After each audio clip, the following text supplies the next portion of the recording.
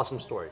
And thank you for sharing that here, because as you were telling that story, I mean, it just went through my head how many different interns, how many different young employees I've had who've come in, in most cases, same situation, ambitious, great rationale and desire to help, but they didn't understand when.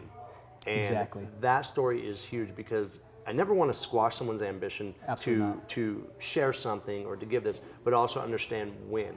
And I think a lot of times in this industry, how do we gain our credibility, particularly when we're young and we have no credibility, is let me tell you what I know. And which all sounds good, but it goes back to the relationship we have to have with our athletes, that we've all heard the adages forever.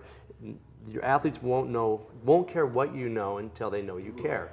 And I think that's perfect point. But I think even better is how you just showed you were coachable in that moment. You took the criticism constructively, and you turned around who you were. Well, and I think if we take an athlete mindset, just look at that for a second. From an athlete going from zero to maybe a professional one day, their life is ridden with nothing but people telling them what they're doing wrong and how to get better at it.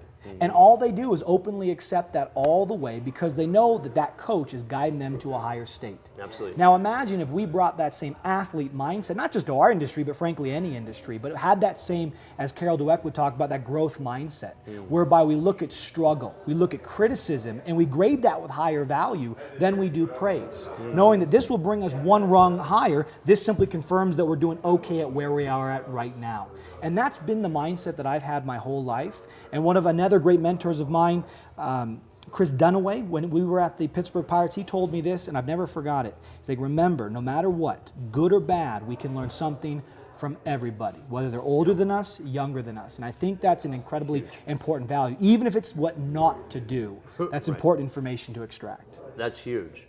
So, okay, now, so you spent a little time in the minor and major league baseball? The summer before my internship, so in 2005, I was with the Pittsburgh Pirates. I was mom, dad, psychologist, and strength coach to the rookie league out in Gulf Breeze, not in Gulf Breeze, in Bradenton, Florida, right near IMG. And I had about 50 young men who were trying to work their way up the minor leagues. And in doing so, it taught me everything about being a strength coach and a leader, a great communicator. I had to learn Spanish just to communicate the weight room program. Learned that quite quickly. When necessity is there, you get it done. And from that, I really felt that prepared me to be more effective even in the private sector at Athletes Performance.